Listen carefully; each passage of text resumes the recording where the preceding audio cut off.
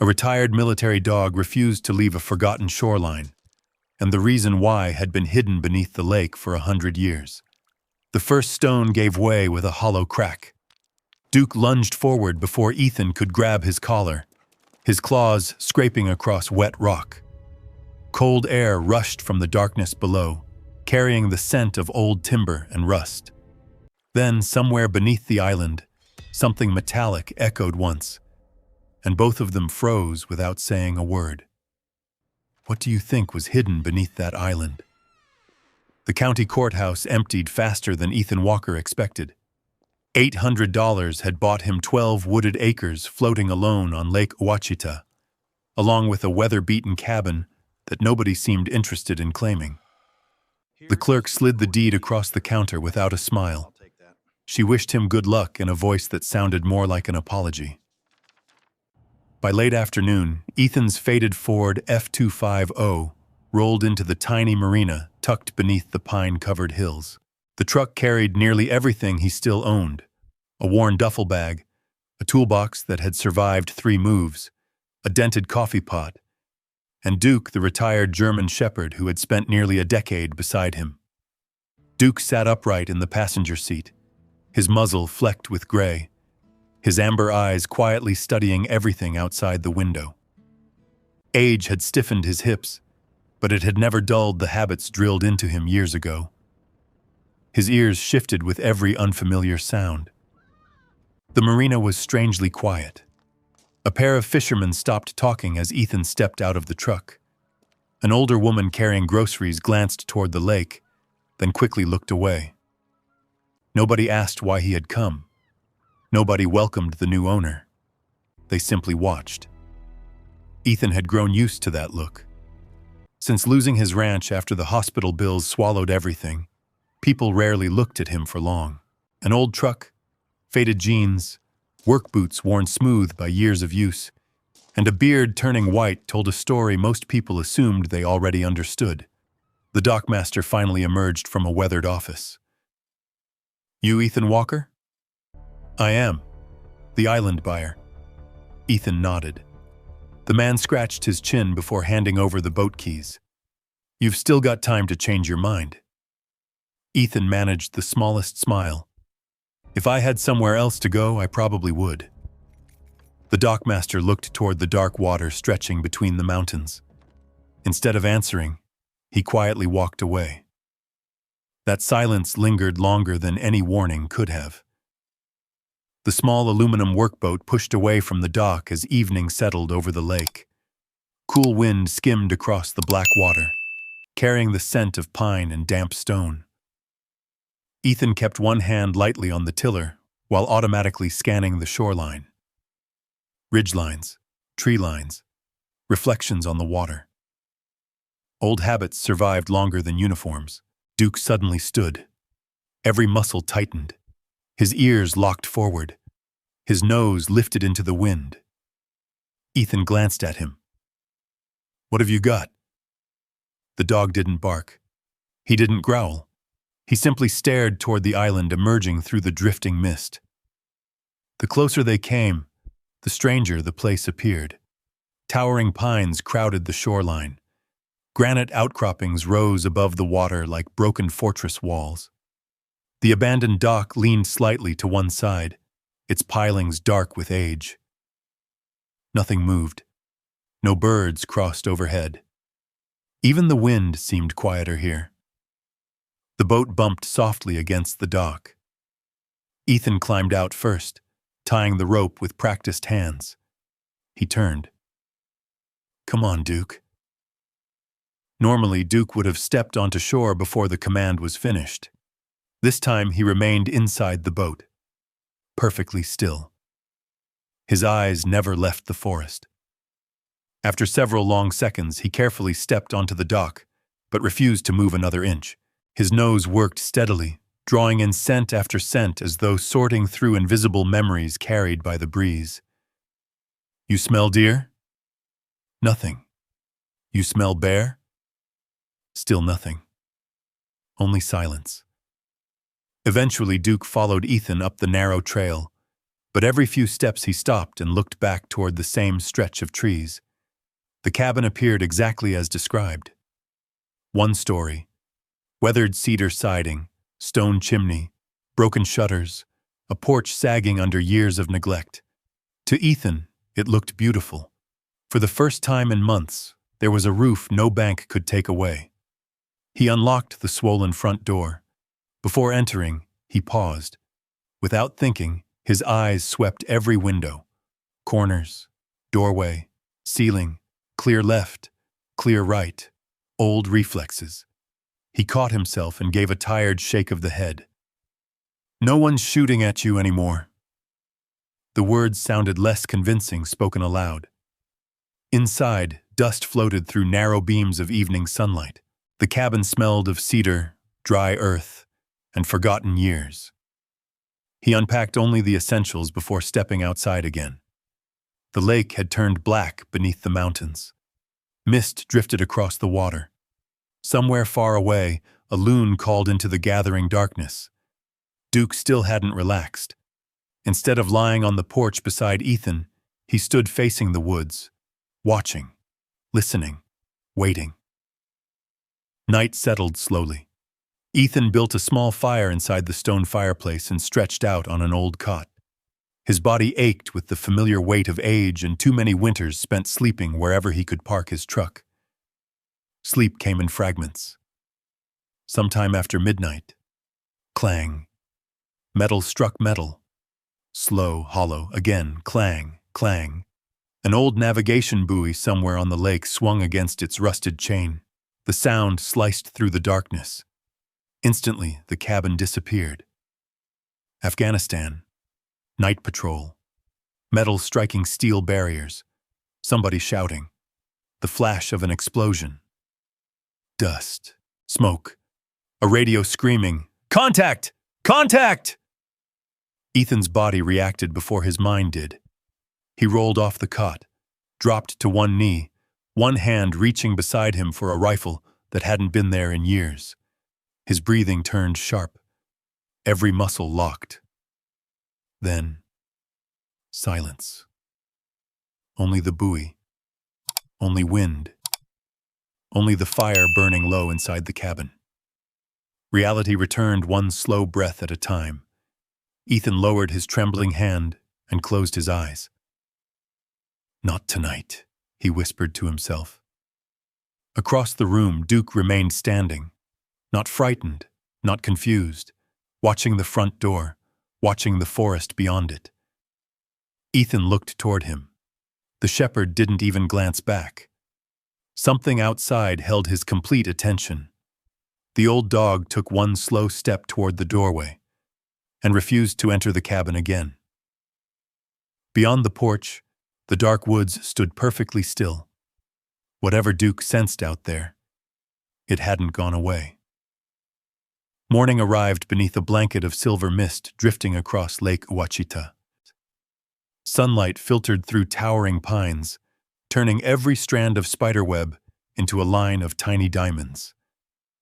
From a distance, the island looked peaceful enough to belong on a postcard. Up close, it felt like it was holding its breath. Ethan Walker stepped onto the porch with an enamel mug of black coffee warming his hands. Duke was already awake.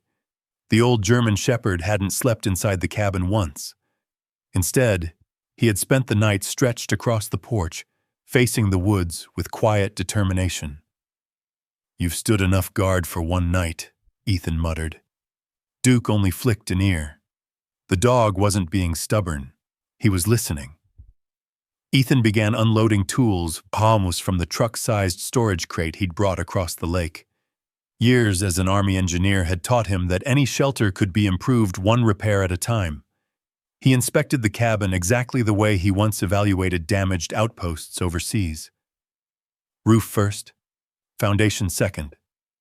Windows, escape routes, sight lines.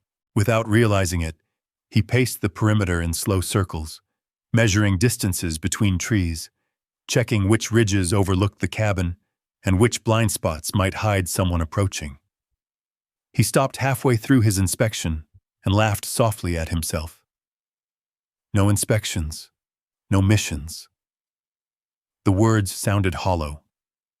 Old training didn't disappear just because the uniform did. By mid-morning, he had replaced 2 broken porch boards and cleared fallen branches from the path leading toward the shoreline.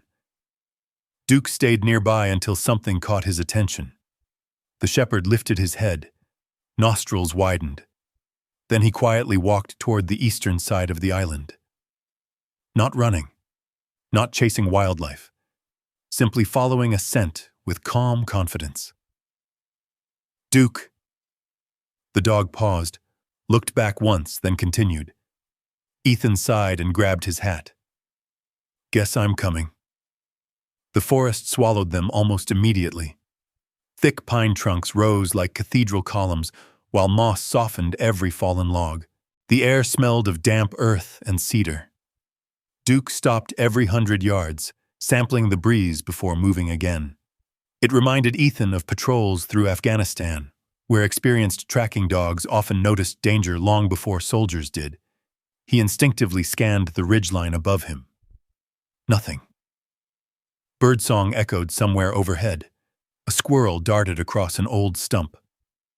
Otherwise, silence. Nearly 40 minutes later, Duke stopped beside several moss-covered stones jutting from the ground. They weren't boulders. They stood upright. Too straight. Too evenly spaced. Ethan knelt beside the nearest one and brushed away decades of moss with his glove. Chisel marks. Perfectly cut edges. Someone had placed these here.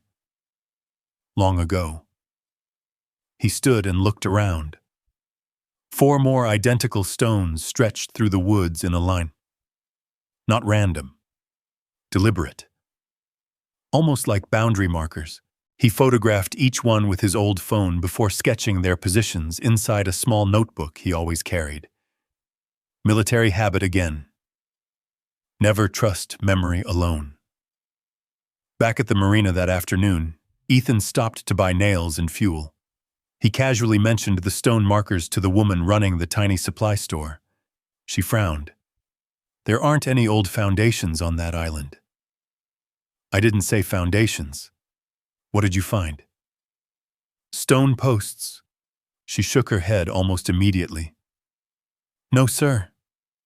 I was standing next to them." She lowered her voice. "I've lived here 52 years. There never were any." The certainty in her tone bothered him more than the answer itself.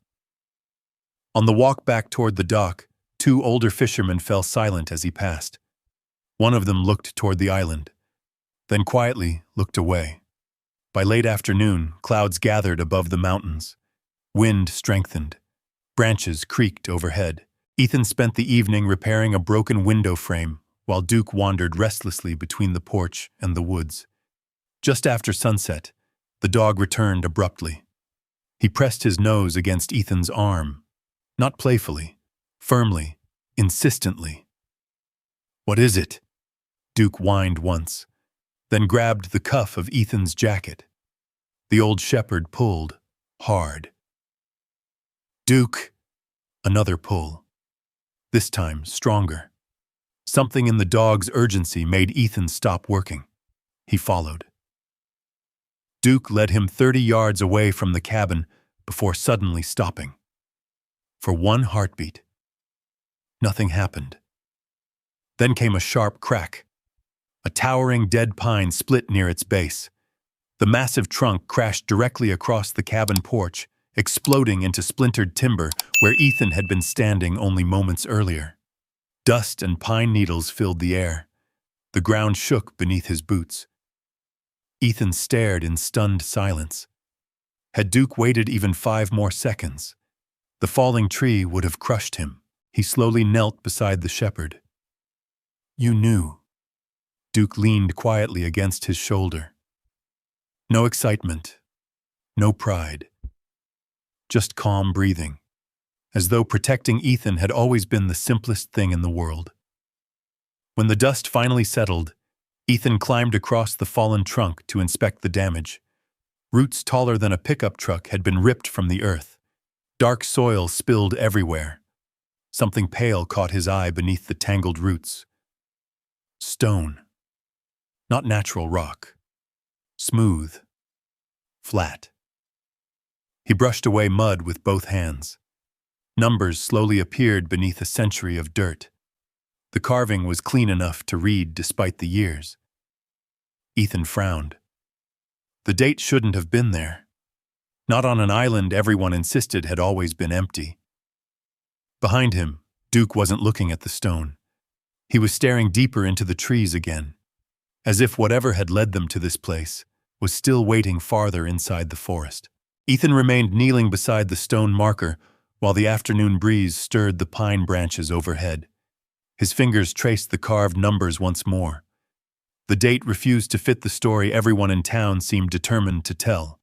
According to the county records, the island had always been little more than undeveloped timberland surrounded by deep water. The stone disagreed. Duke stepped away from the uprooted tree without looking back. His pace was slow but purposeful, his nose sweeping only inches above the forest floor. Ethan brushed dirt from his jeans and followed. The trail ahead barely deserved the name. Ferns had swallowed whatever path might have existed decades ago. Fallen limbs forced them to weave between ancient oaks and towering pines whose trunks looked untouched for generations. Every few minutes, Ethan paused, not because he was tired, because instinct demanded it. He listened. Wind, leaves, water somewhere below the hillside. Nothing else. He quietly shifted to the uphill side of the terrain, giving himself a better view of the surrounding woods. It was an old Special Forces habit. Never silhouette yourself against the skyline. Always own the higher ground when possible. Duke never questioned the route. The old shepherd continued leading. Nearly half an hour later, they reached a rocky hillside overlooking the northern shoreline. Thick moss covered the granite, broken only by a narrow seam running through the stone. Duke stopped. He sniffed the crack, then scratched once with a single paw. Ethan crouched beside him. At first he saw nothing unusual. Then sunlight reflected from something buried beneath vines. Metal. He cut away the overgrowth with a folding knife.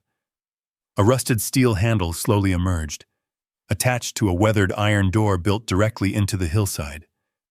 So that's what you've been smelling. The hinges resisted every ounce of pressure. Ethan leaned his shoulder against the heavy door. It groaned. Dust burst into the air as the seal finally broke after decades of silence. Cool air drifted out from the darkness. Not the stale smell of a cave. Concrete. Old timber. Machine oil that had somehow survived the passing years. He switched on his flashlight. Stone steps disappeared below ground. Duke looked toward Ethan as if waiting for permission. "Stay close." The shepherd descended first. The tunnel stretched farther than Ethan expected. Concrete walls curved overhead, while old electrical conduit still clung to sections of the ceiling. Rusted valves lined one side, each marked with faded numbers almost impossible to read. This wasn't a bunker. It was infrastructure. An engineer's work. His flashlight swept across the walls until it settled on a faded painted sign. Ouachita Dam Auxiliary Water Control. His pulse quickened. This shouldn't be here.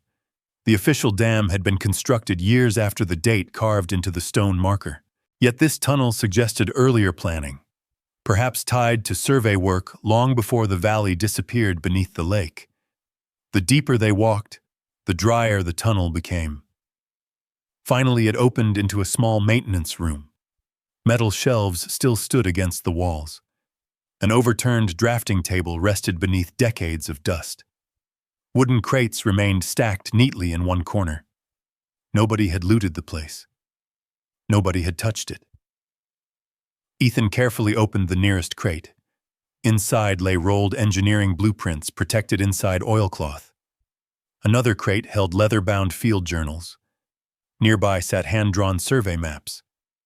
No gold, no hidden fortune, only paper. thousands of pages of forgotten history. He unrolled one blueprint across the old table.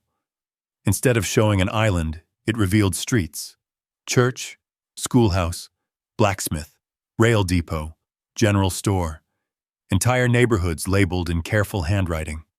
Across the bottom, someone had written, "Proposed Flood Zone, 1925 Survey." Ethan slowly exhaled. This wasn't an island. His flashlight drifted across another map showing the same valley. Before water covered everything, an entire mountain town had once stood where the lake now shimmered peacefully above them. Every road, every home, gone. Duke wandered quietly around the room before stopping beside a wooden cabinet. He nudged it gently with his nose. Inside were more journals. The first pages described ordinary engineering work, bridge measurements, rock samples, water flow calculations. As the entries progressed, the tone changed. Repeated references appeared to families refusing relocation, meetings with federal officials, arguments over preserving cemeteries and historical records. Someone had cared enough to write everything down. Someone had hidden those records where they might someday be found. Hours slipped by unnoticed. Dust floated through Ethan's flashlight beam, while Duke lay beside the doorway, ears occasionally twitching toward the tunnel behind them. Then the shepherd suddenly stood. Every muscle tightened. His head snapped toward the entrance. Ethan noticed instantly. "What is it?" Duke remained perfectly still. The silence deepened. Then, click. A faint sound echoed from outside. Not inside the tunnel, beyond the open steel door.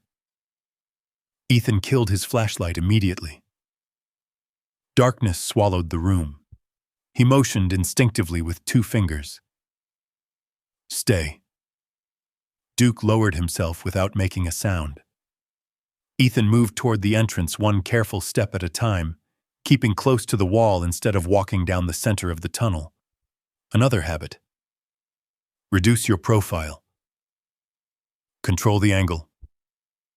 He reached the doorway and slowly leaned just enough to see outside. Nothing. Only trees swaying in the evening breeze. He was about to step forward when a sudden burst of white light flashed through the forest, just once. Sharp, artificial, a camera. Someone had taken a photograph. By the time Ethan moved outside, the trees stood empty. No voices, no footsteps. Only fading echoes disappearing deeper into the woods. Behind him, Duke emerged silently from the tunnel and stood shoulder to shoulder with his old partner. Neither of them looked at the hidden doorway anymore. Both were watching the forest. Because whoever had just photographed them already knew exactly what Ethan Walker had found. Ethan didn't chase the stranger. Years of Special Forces training had taught him a lesson that never faded. Never pursue an unknown contact into terrain they had already chosen. If someone wanted him to follow, there was usually a reason. Instead, he memorized everything. The direction of the flash, the angle of the setting sun, the broken fern bent toward the north slope, a fresh boot print pressed into soft earth where deer tracks should have been. He crouched beside it. The tread was modern, deep, a heavy boot carrying weight. Not a hiker, not an angler. Someone had entered the island prepared. Duke lowered his nose beside the track but didn't follow it. The shepherd looked back at Ethan, waiting for instruction. "We're done for today." The old dog quietly fell into position beside him. Neither of them spoke. Neither looked back toward the tunnel until they had covered every trace of their own footprints with pine branches on the return hike. Old habits. Leave nothing obvious behind. The following morning, Ethan loaded several journals, survey maps, and engineering drawings into a weatherproof case before crossing the lake. He needed someone who understood history better than he did. The Arkansas Historical Preservation Office occupied a modest brick building 20 miles from the marina. Inside, framed photographs of old courthouses and Civil War sites covered the walls. A woman in hiking boots looked up from a stack of survey records. "You must be Ethan Walker. I wasn't expecting anyone to know my name." She smiled. "Small counties don't keep secrets very well." "Hannah Brooks?" She nodded and offered her hand. "I got a call yesterday saying someone claimed to have found pre-reservoir engineering documents. I almost didn't believe it myself. They spent nearly 2 hours examining the journals." Hannah's expression changed page by page. At first she appeared politely interested, then puzzled. Finally, deeply concerned. She carefully unfolded one of the large survey maps. Her finger traced the outline of streets that no longer existed. "I've never seen these before. They're real?" "They're more than real." She reached for another document. "These property numbers." Her eyebrows narrowed. "They don't match any records currently held by the state." "What does that mean?" "It means either these are incredibly sophisticated forgeries," she paused, "or someone removed an entire section of public history." Silence settled across the room. Hannah opened another journal. Inside lay handwritten references to land transfers, cemetery relocation plans, and preservation agreements signed before construction of the reservoir. She quietly whispered to herself, "These should all exist in the archives." But they don't? She slowly shook her head. No. On the drive back to the marina, Ethan couldn't stop replaying her words. Someone removed an entire section of public history. That wasn't an accident. At the dock, a black luxury SUV already waited. Its polished paint reflected the afternoon sunlight like glass. A sharply dressed man stepped forward wearing hiking boots that looked as though they had never touched mud. "Ethan Walker?" "I am." The man smiled warmly. "My name is Calvin Rhodes." He extended a hand. "I own Rhodes Mountain Resorts." Ethan accepted the handshake. Calvin's grip was relaxed. Confident. "I'm told you're the new owner of that little island." "Seems I am. I'd like to buy it." Ethan blinked. "I've owned it less than a week." "I know." Calvin smiled again. "I'll offer you $16,000. Nearly 20 times what Ethan had paid. Any reasonable man should have accepted. Instead, Ethan asked only one question. "Why?" Calvin laughed softly. "My company is expanding. We like owning shoreline around the lake. There are plenty of other islands." "There are, but yours connects nicely with our future plans." Ethan watched him carefully. Calvin never looked away, never rushed, never pressured. Everything about him appeared perfectly reasonable. That bothered Ethan more than open hostility would have. "I appreciate the offer, but the answer's no." For the first time, Calvin's smile paused, only for a heartbeat. Then it returned. "If you ever change your mind..." He handed Ethan a business card. "Call me before anyone else." The SUV disappeared down the winding mountain road. Duke watched it until the dust settled. His ears never relaxed. Night settled quietly over the island. A crescent moon reflected across the black water. The forest remained unusually still. Ethan placed the weatherproof case beneath loose floorboards inside the cabin before extinguishing the lantern. Hours later, Duke's head lifted. No bark. Only complete stillness. Ethan opened his eyes instantly. The dog wasn't looking toward the lake. He was staring at the back wall. Ethan listened. Nothing. Then, one faint crunch. Boot. Not branch. Wait. Controlled. Someone trying not to make noise. Ethan reached for his flashlight but never turned it on. Light revealed position. Darkness concealed it.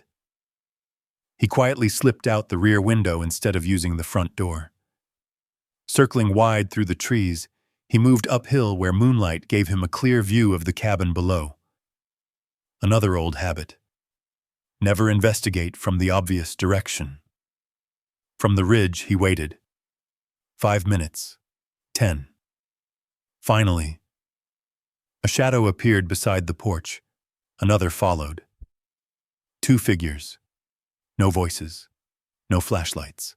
They examined the windows before testing the front door. Locked.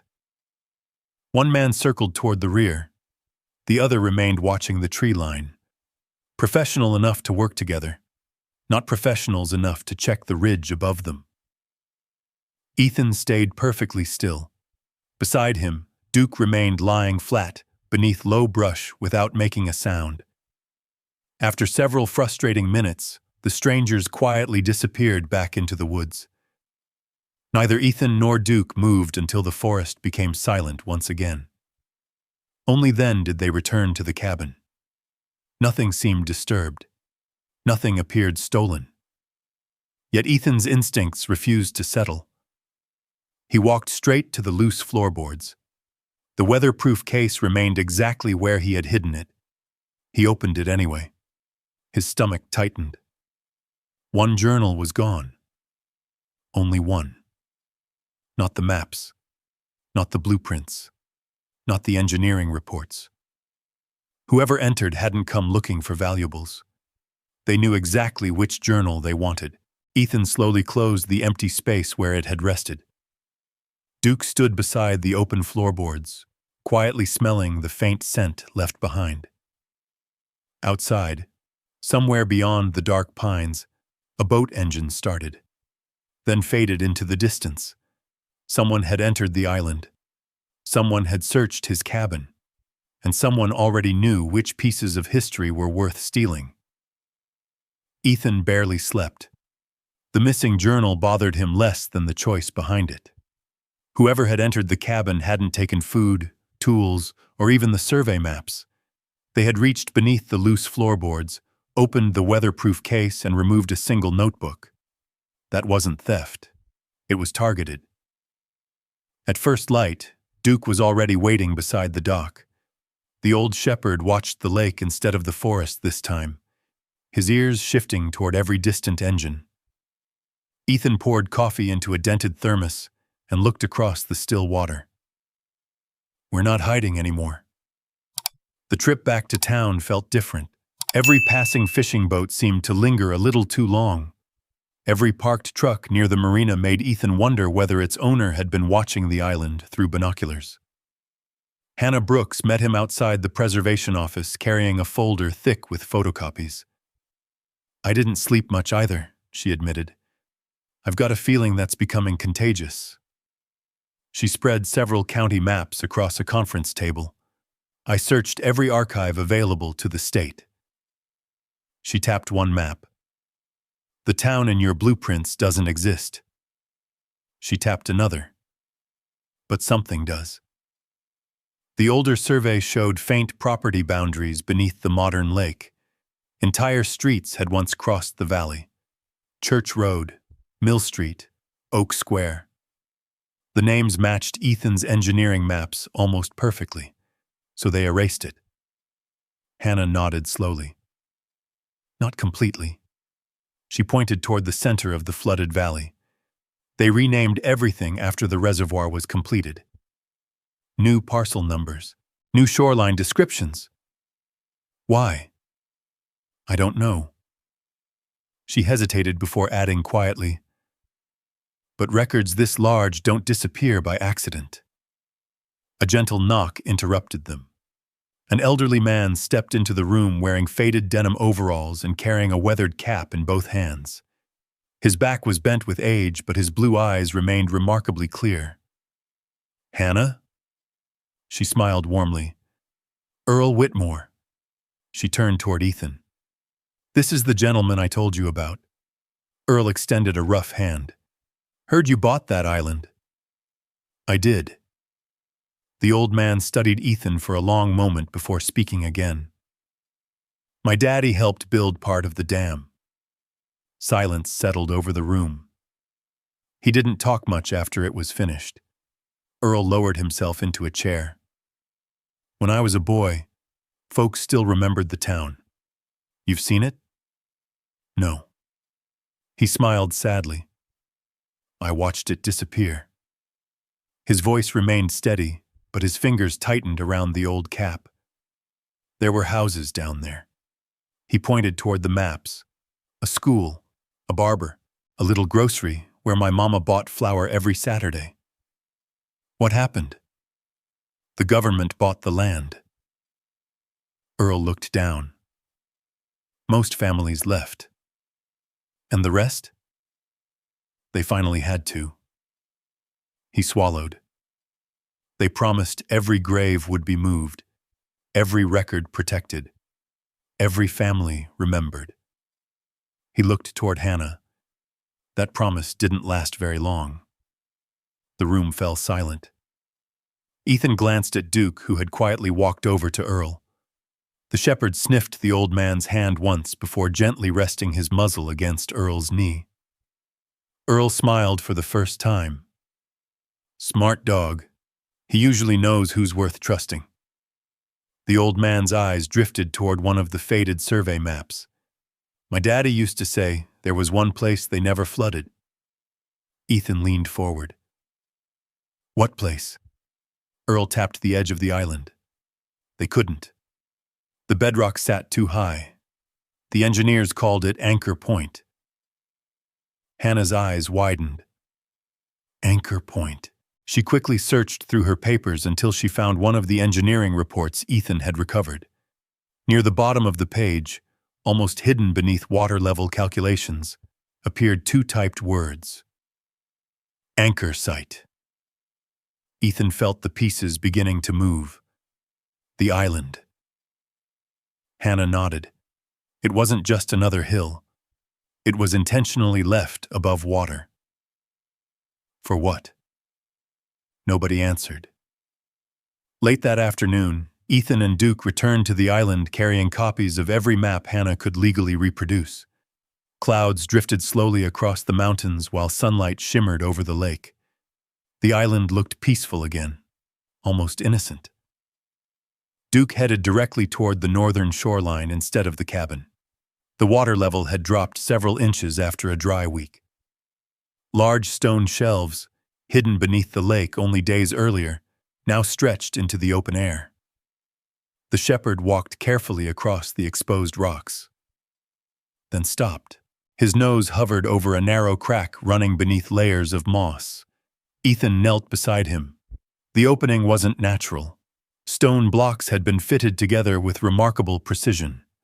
He cleared away loose gravel until a rusted iron ring appeared, half buried, half forgotten. Help me out, partner.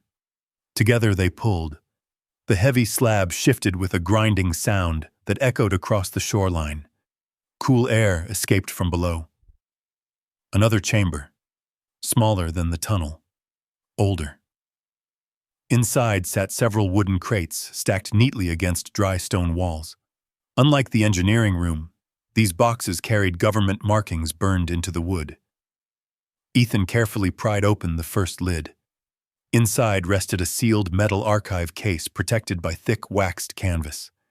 Its brass latch still gleamed beneath a century of dust. Stamped across the top were the words, United States Department of the Interior Archival Records do not destroy. Then looked at Duke.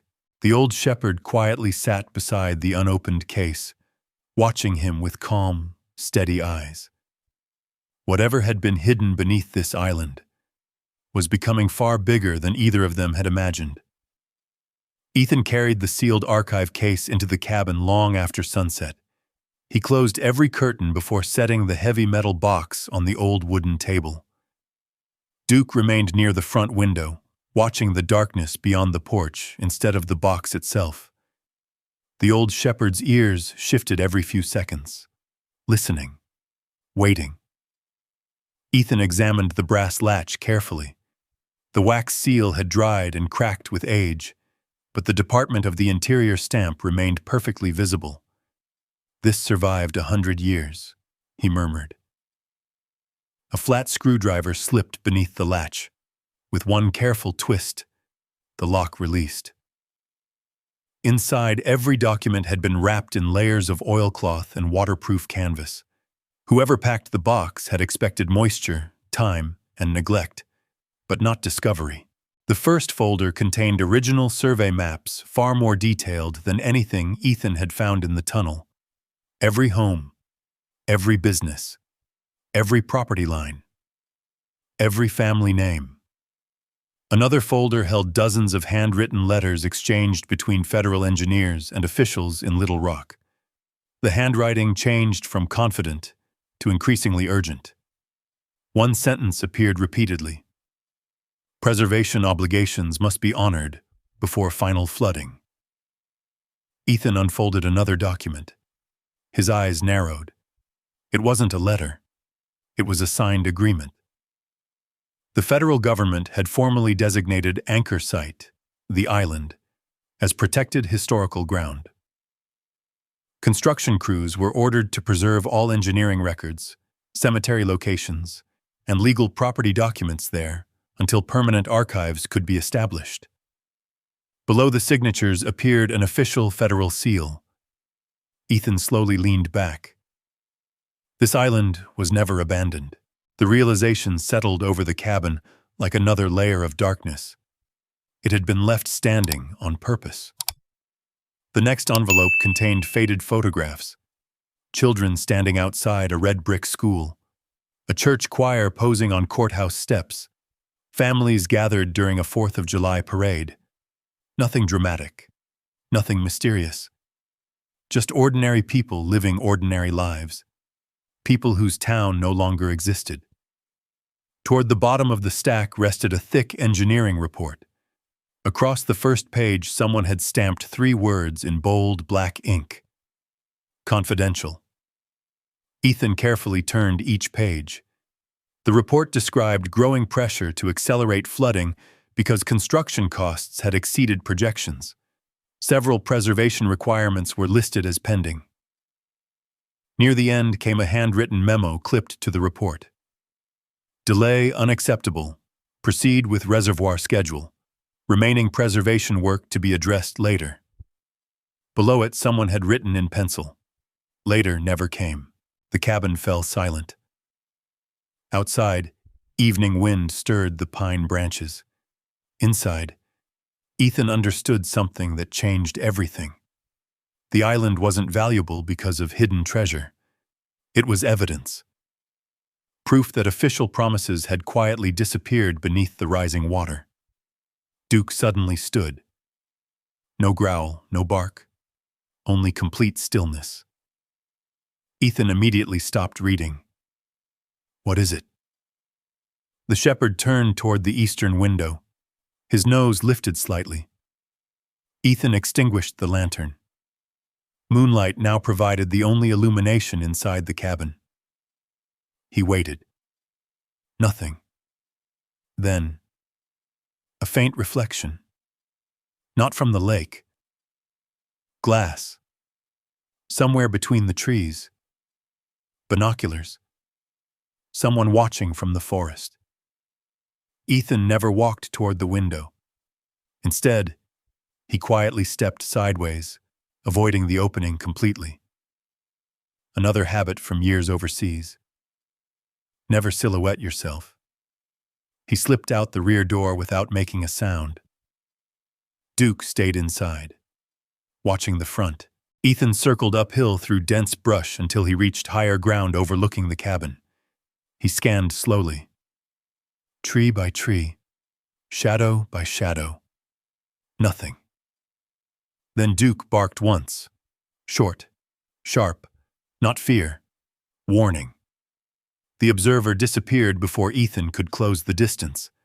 Branches swayed briefly. Then silence returned. Only one thing remained behind. Fresh boot prints pressed into damp soil. Beside them lay a cigarette still warm enough to release a thin ribbon of smoke. Someone had been close. Very close. The following afternoon, Ethan crossed the lake carrying copies of the newly discovered records. Hannah spread them across her office desk. Her face changed almost immediately. "Ethan," she looked up slowly. "Do you understand what you're holding?" "I've got an idea." She pointed toward the federal agreement.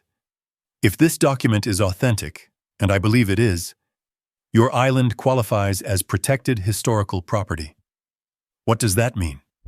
"It means no private developer can legally disturb it." She reached for another folder. The resort expansion proposed around the north side of Lake Ouachita. She stopped, would likely be halted. At that exact moment, the office phone rang. Hannah answered, listened. Her expression hardened. After hanging up, she looked directly at Ethan. "That was Calvin Rhodes." Ethan said nothing. "He wanted to know whether you'd visited my office." "He asked that?" He sounded unusually interested. Outside the courthouse windows, a black luxury SUV rolled slowly past the building before disappearing around the corner. Back on the island, evening settled beneath dark clouds gathering over the mountains. Ethan reinforced the loose floorboards, hiding the original archive box. Copies would leave the island tomorrow. The originals would stay. Duke lay near the front steps, completely relaxed for the first time all day. Then, without warning, his head lifted, his ears locked forward. The old shepherd stared toward the shoreline. Ethan followed his gaze. He saw nothing, not until the last light of sunset, reflected from something metallic far beyond the trees. A camera lens, gone almost instantly. Whoever had stolen the journal had returned. Only this time, they weren't searching for history anymore. They were watching Ethan himself. The camera lens disappeared as quickly as it had appeared. Ethan never moved toward it. Instead, he slowly backed away from the shoreline until the cabin blocked the observer's view. Duke stayed motionless beside the porch, his amber eyes fixed on the same patch of forest. Neither of them made a sound. The silence itself became part of the defense. Dark clouds rolled over the Ouachita Mountains before dawn. By mid-morning, the lake had changed from polished glass to rolling steel. Wind pushed whitecaps against the rocky shoreline, while pine branches groaned overhead. The weather radio crackled through bursts of static. Severe thunderstorm warning, damaging wind, possible flash flooding. Then it went silent. Power disappeared a few minutes later. The cabin settled into darkness, except for the gray light filtering through rain-streaked windows. Ethan filled every water container he owned before the pressure failed. He stacked canned food near the stove and checked each window one final time. Preparation always came before panic. Duke watched every movement, following without getting in the way.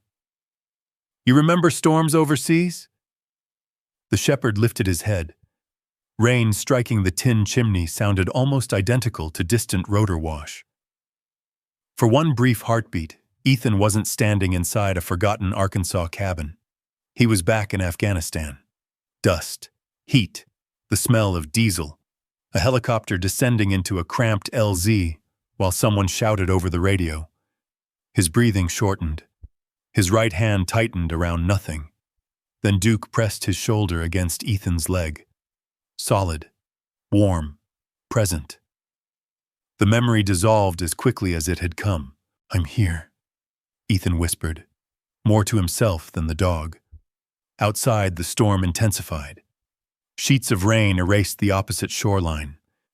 By late afternoon, visibility had fallen to less than 100 yards. That was when Duke stood. No bark, no growl, only absolute focus. Ethan looked toward the lake. At first, there was nothing except rain. Then a shape emerged. A small aluminum boat. Another appeared behind it. Then a third. They weren't fishing. No rods, no nets, no coolers. All three boats maintained equal spacing despite the rough water. Disciplined. Intentional. Ethan reached for his binoculars.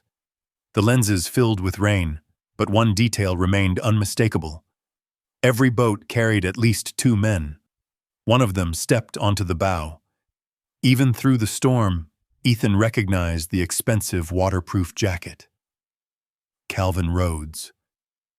The resort developer wasn't smiling anymore. "They came themselves," Ethan murmured. Duke's ears flattened. The boats reached different sections of the shoreline instead of docking together. A textbook spread. Cover more ground. Limit escape routes. Ethan had seen similar tactics years earlier. Not military, but organized enough. He extinguished the oil lantern before darkness fully arrived. No light, no silhouette. He quietly shouldered his backpack. Inside were only the essentials: copies of the documents, first aid supplies, water, a compass. The original Federal Archive remained hidden beneath solid floorboards reinforced with lag bolts. If someone found it tonight, they would need far more time than they expected. Duke stood beside the back door, waiting. Ethan cracked it open. Cold rain rushed inside. He listened. Voices. Distant. Moving separately. Good. They don't know where we are yet. Instead of following the obvious trail into the woods, Ethan moved uphill through dense cedar, placing each boot where exposed roots wouldn't leave clear impressions in the mud. Duke matched every step. Not once did the old shepherd pull ahead. Lightning flashed. For an instant, the forest became daylight. 3 figures appeared nearly 80 yards below them. Flashlights, rain gear. One pointed toward the cabin. Another started circling west. "They're trying to box us in." Ethan quietly changed direction. Never run where they expect. Never keep the same rhythm. He crossed a shallow creek, stepped onto exposed stone for 20 yards, then entered thicker timber where scent and tracks would both become harder to follow. The storm erased almost everything behind them. Almost. Duke suddenly stopped. The shepherd turned sharply left and trotted toward a cluster of moss-covered rocks. Hidden beneath hanging vines lay a narrow concrete drainage channel. Ethan recognized it immediately. Maintenance access. Probably connected to the old tunnel system. Good boy. The opening barely allowed them to crouch inside. Seconds later, flashlight beams swept across the hillside they had just abandoned. One man paused, another pointed toward fresh footprints. Then the rain intensified again. The tracks disappeared before their eyes. The search party spread farther apart. Exactly what Ethan had hoped for. Thunder exploded overhead. A dead pine cracked somewhere beyond the ridge. Branches rained onto the forest floor. One heavy limb spun through the air toward Ethan. Before he could react, Duke lunged. The shepherd slammed against Ethan's leg, knocking him sideways. The branch crashed where he had been standing. Splinters exploded across the rocks. Duke yelped. A sharp piece of broken wood sliced across his left shoulder before bouncing harmlessly into the rushing water. "Duke!" Ethan immediately knelt. The cut wasn't deep, but blood mixed quickly with rainwater running through the dog's thick fur. Duke tried to stand as though nothing had happened. You don't get to pretend you're 20 anymore. Working quickly beneath the concrete overhang, Ethan cleaned the wound with bottled water before wrapping it tightly with a compression bandage from his military field kit. The old shepherd never struggled, never complained. He simply watched the forest. Always the forest. Another voice echoed faintly through the storm. "I found the tunnel." Everything inside Ethan went still. Someone had reached the hidden maintenance entrance, the engineering records, the flooded history, the evidence. None of it was hidden anymore. Ethan looked toward the darkness beyond the drainage channel, then at Duke. The old shepherd, his fresh bandage already damp from the rain, slowly rose to his feet. The storm had covered their escape, but it had also revealed exactly what Calvin Rhodes had been searching for. And now, the forgotten tunnel beneath the island was no longer their secret alone. The storm raged through the night. Rain pounded the cabin roof with relentless force, each burst striking the old sheet metal in uneven rhythms. Wind drove branches against the walls until the entire structure seemed to breathe with the mountain.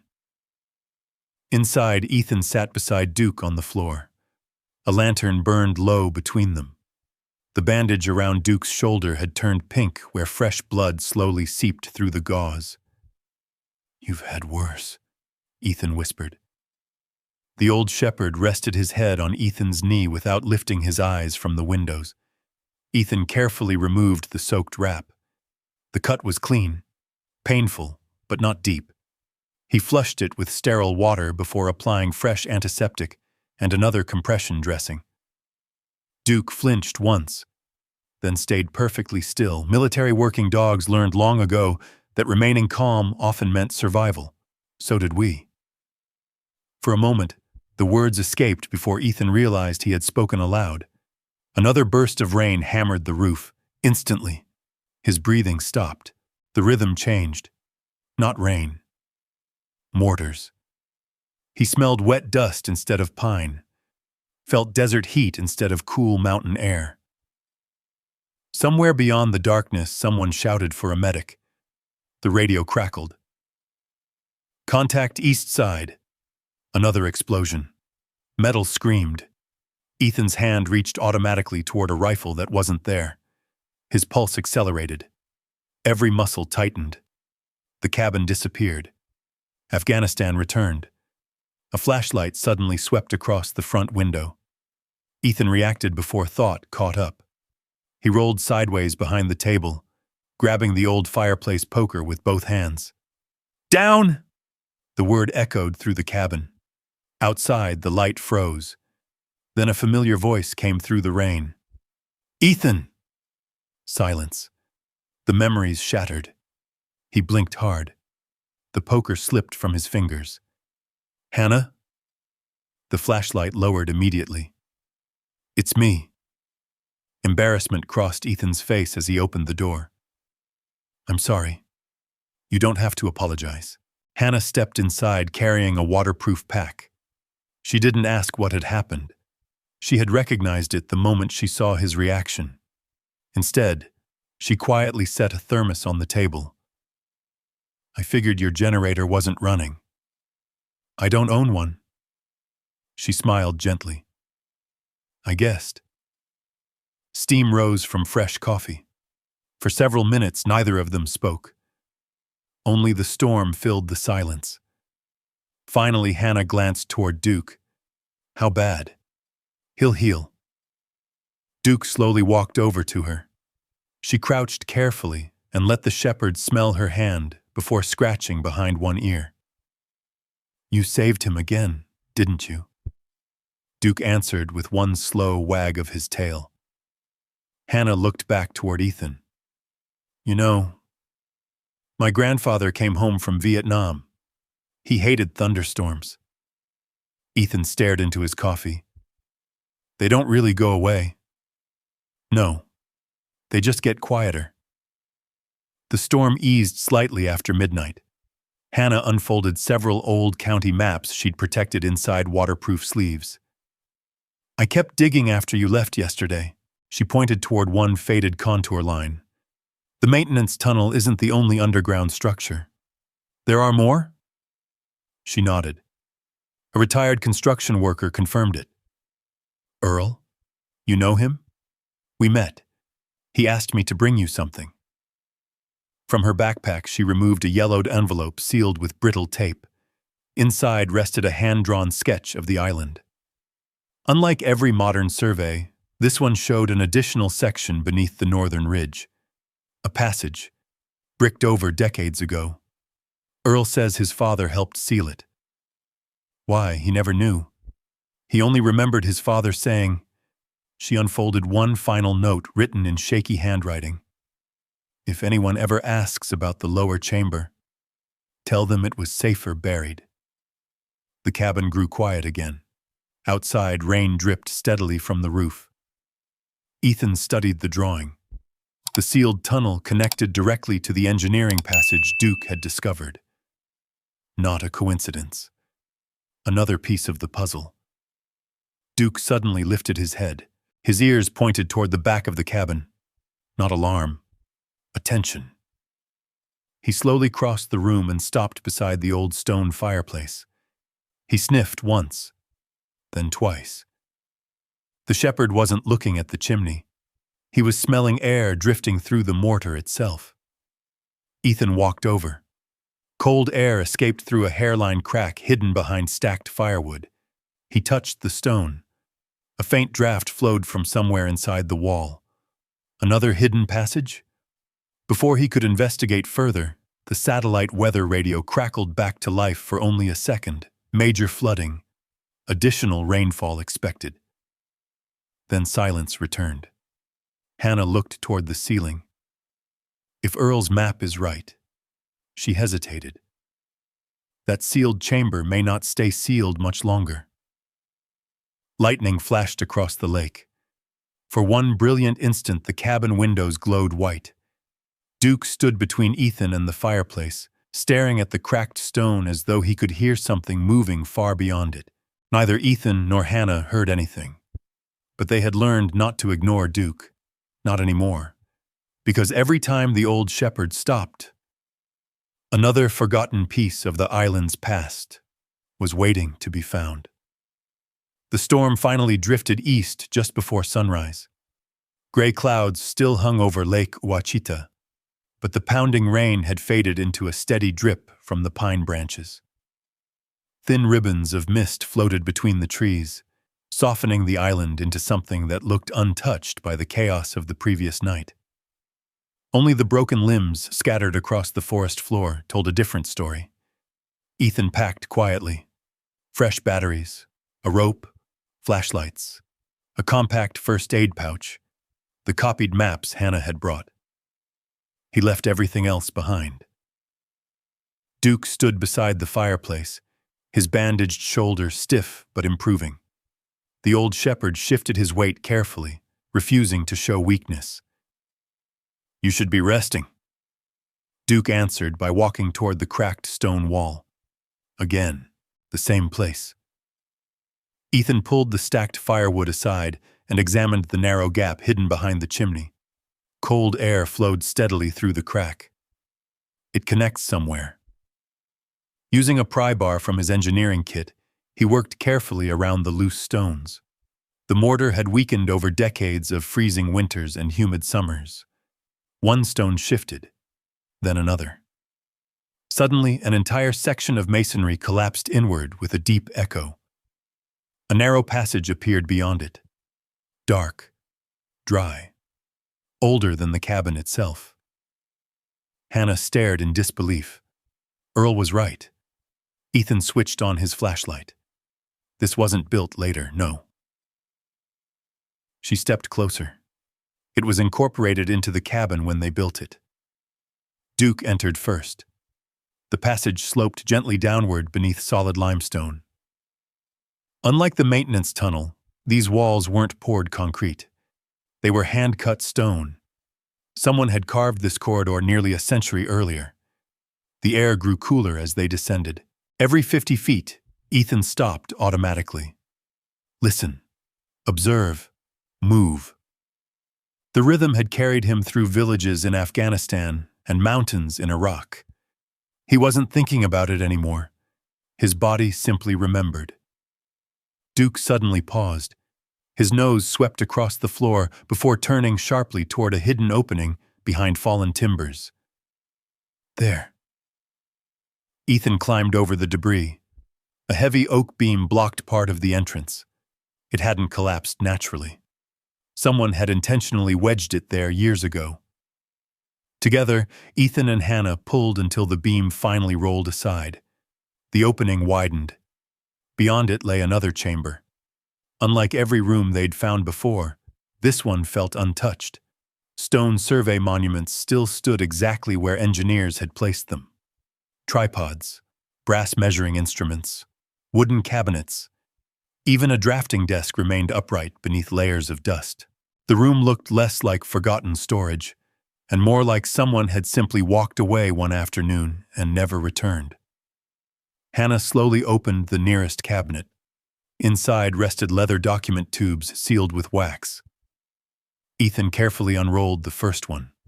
His pulse quickened. Original federal survey plats. Every boundary, every signature, every legal condition governing construction of the reservoir. Nothing had been altered. Nothing had disappeared. The originals had survived. They hid everything here, Hannah whispered, so nobody could destroy it. Ethan nodded. They knew. He opened another tube. This time the documents contained official correspondence between federal engineers and state officials. Several pages described growing political pressure to complete flooding ahead of schedule. Another included handwritten objections signed by multiple engineers. One sentence stood alone near the bottom. Historical obligations cannot legally be abandoned. Someone had underlined it 3 times. Then Duke growled. Not loudly, just enough. Every hair along his back lifted. Ethan extinguished his flashlight instantly. Darkness swallowed the chamber. Footsteps. Several. Coming through the upper tunnel. Not hurried. Confident. Flashlight beams appeared beyond the doorway. They've been here. A man's voice echoed softly. Another answered.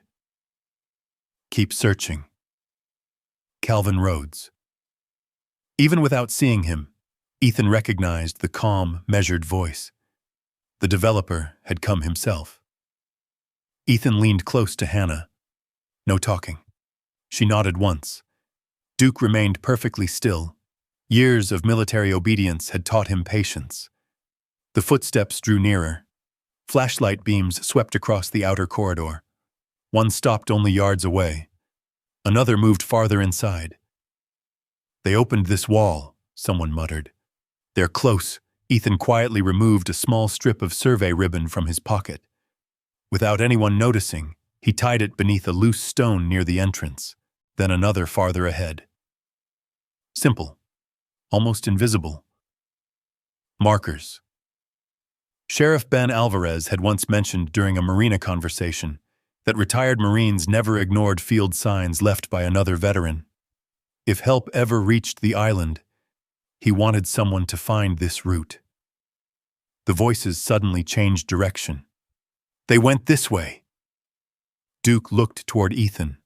Time had run out. Move. They slipped through a second narrow opening at the rear of the chamber, just as flashlights flooded the room behind them. The escape tunnel narrowed quickly. Loose rock shifted beneath their boots. Then a thunderous crack echoed through the passage. The storm had weakened the hillside more than anyone realized. A massive timber supporting part of the old ceiling snapped. Duke! The shepherd spun toward Ethan instead of running. The beam crashed. Duke lunged. He slammed into Ethan's legs with enough force to throw him clear. The timber struck the floor exactly where Ethan had been standing.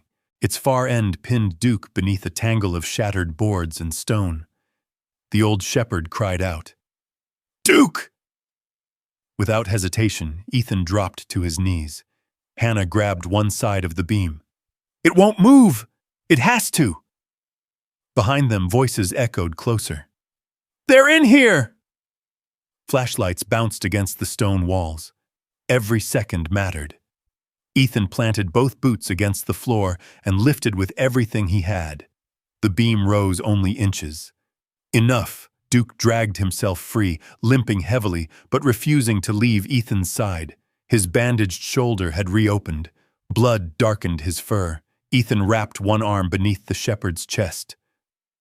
We're leaving together. Another flashlight beam flashed into the chamber behind them. Someone shouted, There! Ethan never looked back.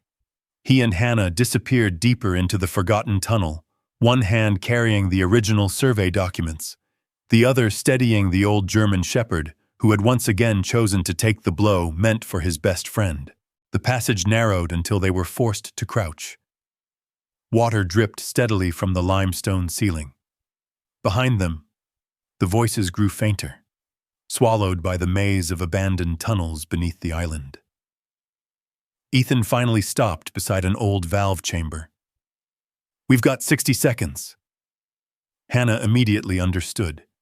She opened her medical kit while Ethan examined Duke's shoulder beneath the flashlight.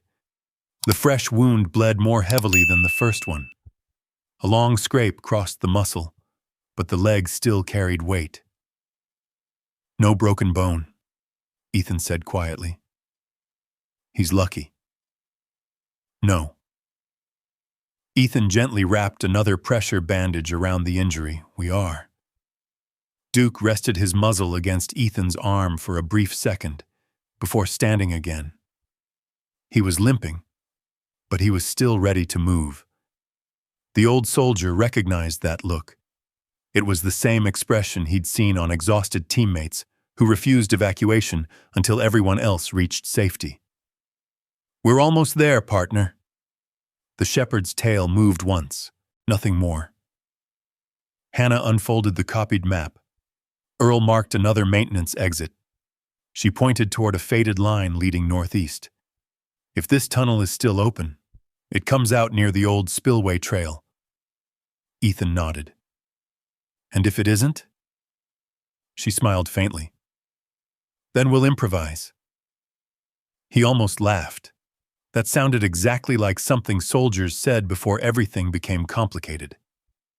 They continued forward. The tunnel climbed gradually until daylight appeared ahead through a collapsed section of stone. Fresh air rushed inside. When Ethan stepped out, he immediately recognized the ridge overlooking the northern shoreline. Storm clouds still drifted across the lake, but the rain had finally stopped. For the first time in nearly 2 days, the island was quiet. Too quiet.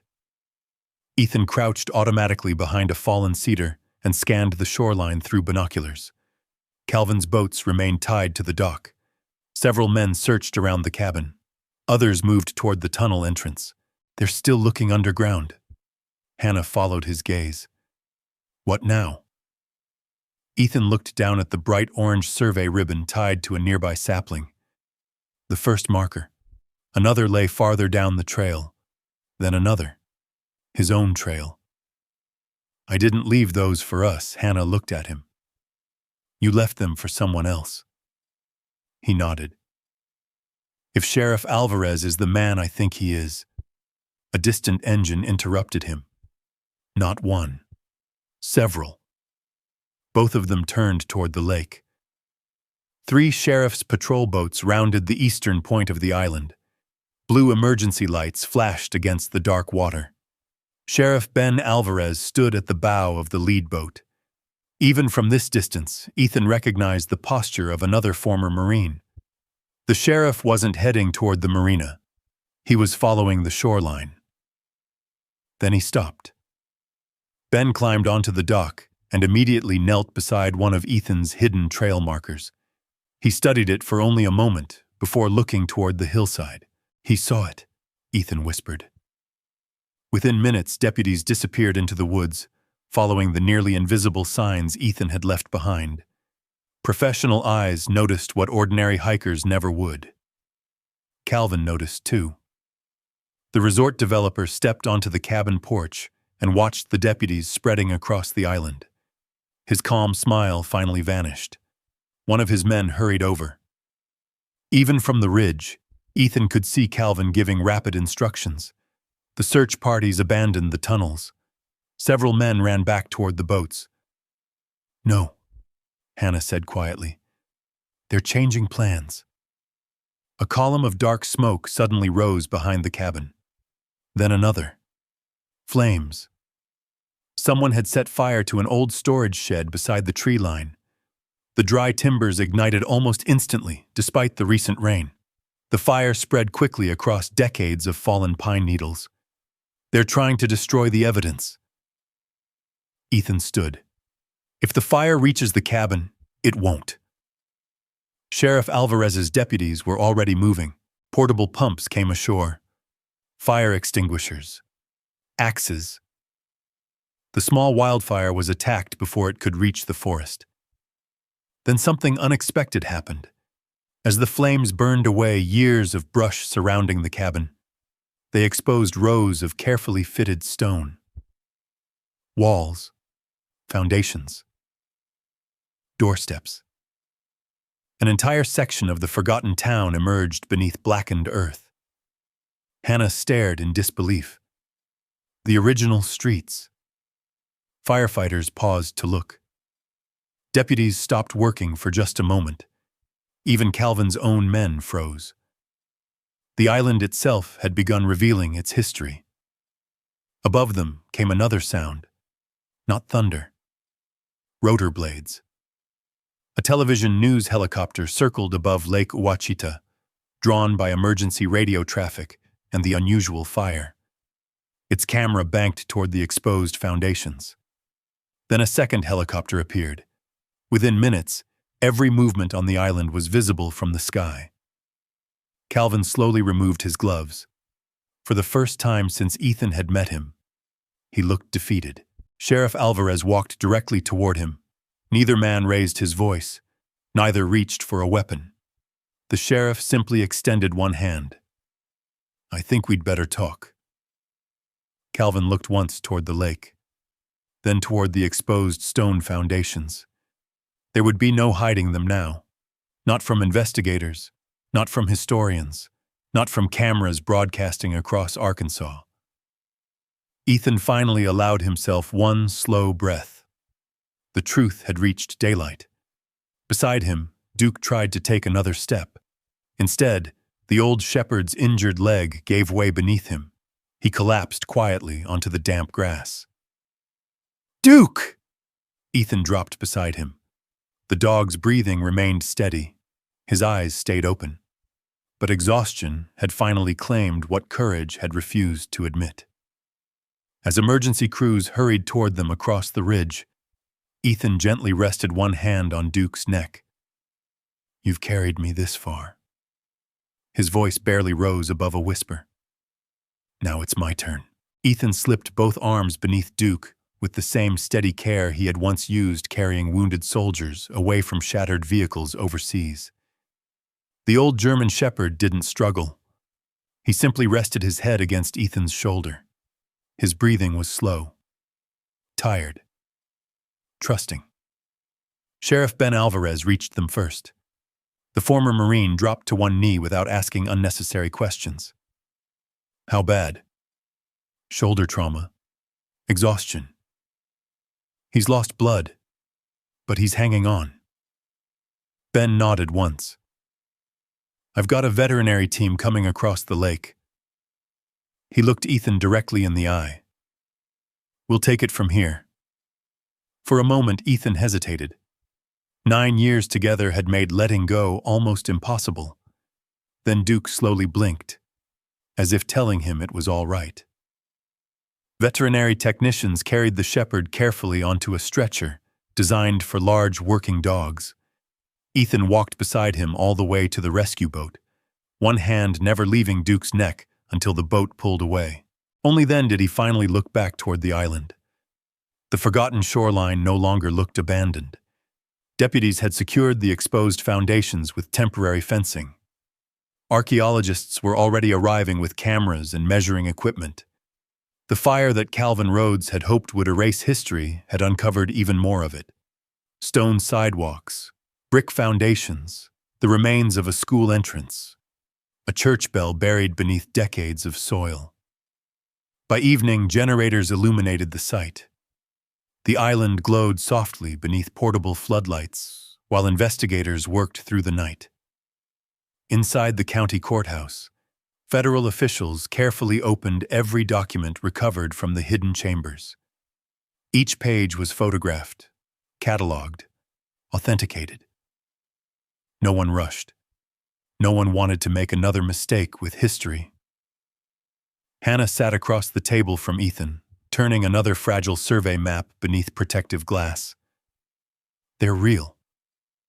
She smiled for the first time in days. Every single signature. Federal engineers confirmed the preservation orders. Original property deeds matched the handwritten survey plats.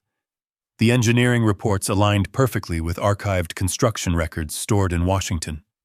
Nothing Ethan had discovered was fabricated.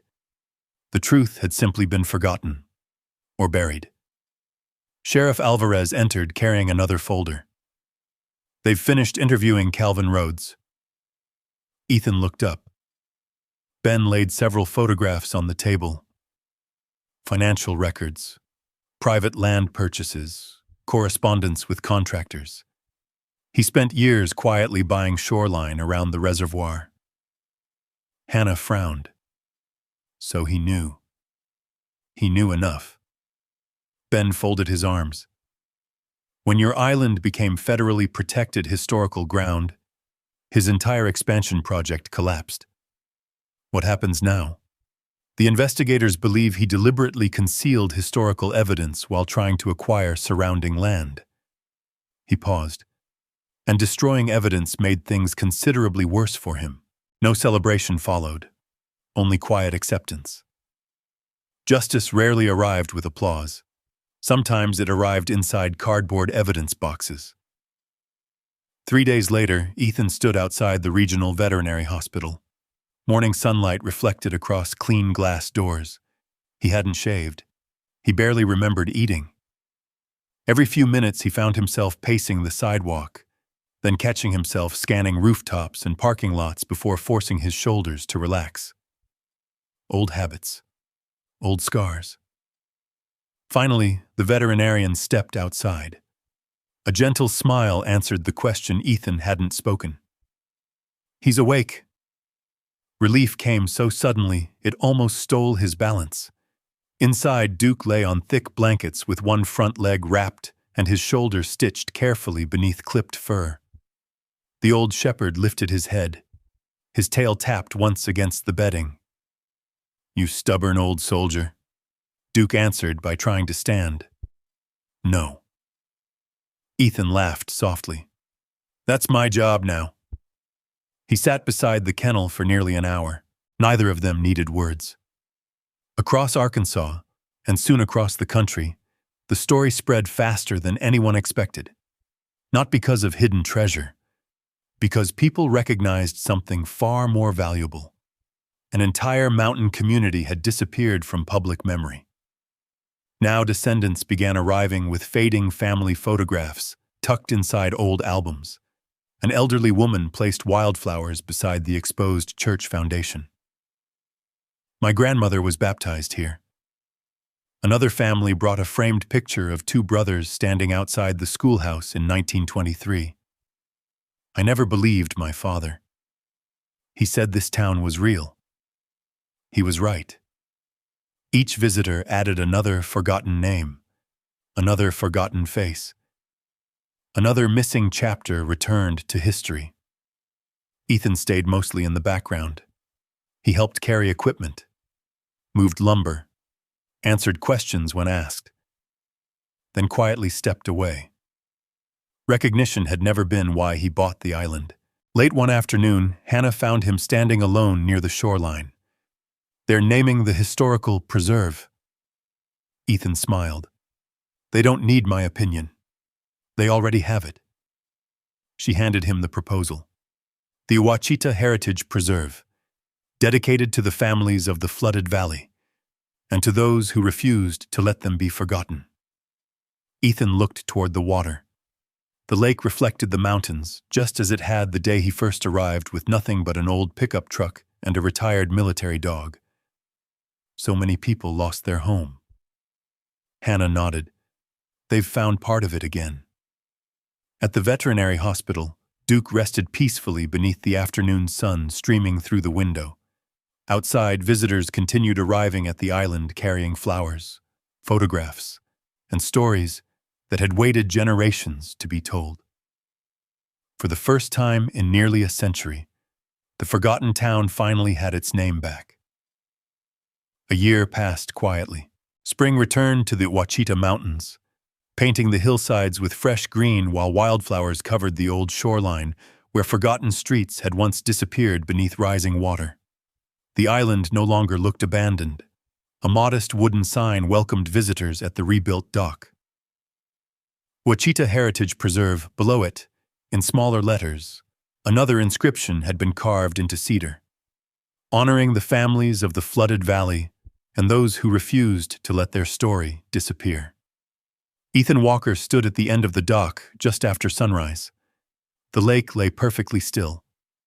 Mist drifted across the water exactly as it had on the morning he first crossed to the island, with nothing except an aging pickup truck, a worn duffel bag, and an old German shepherd who refused to stop believing there was something waiting here.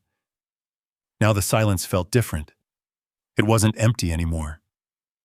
Behind him, voices echoed softly through the trees. Volunteers prepared walking trails connecting the restored stone foundations. Families unpacked picnic baskets near the old church site. Children laughed while reading historical markers that told the story of the mountain town beneath the lake. History had become visible again, not through museums, through memory.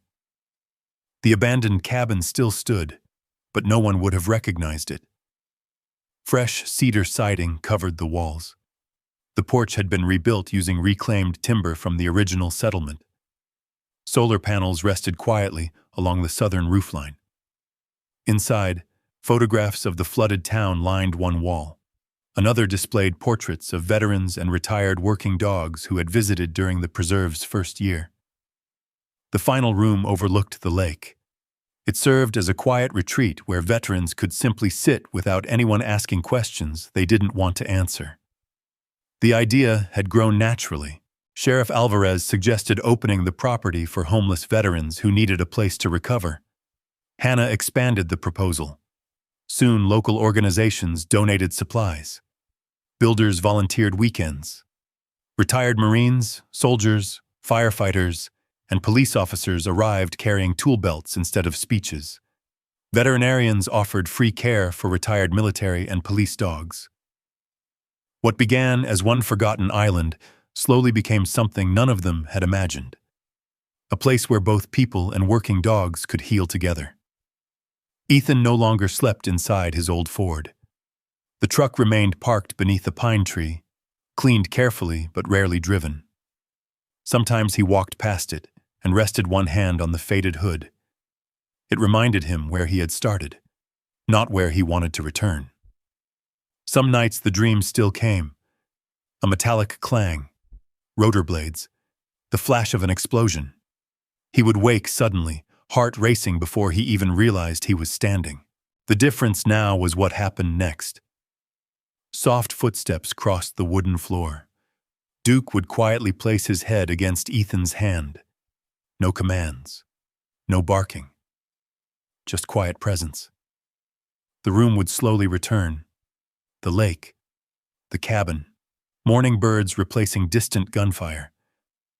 Ethan would breathe once, then twice. The memories never completely disappeared, but they no longer owned him. Outside, Duke moved more slowly than he once had. A slight limp remained in his front leg. Gray fur spread across his muzzle. Visitors often noticed the scars first. Veterans noticed something else.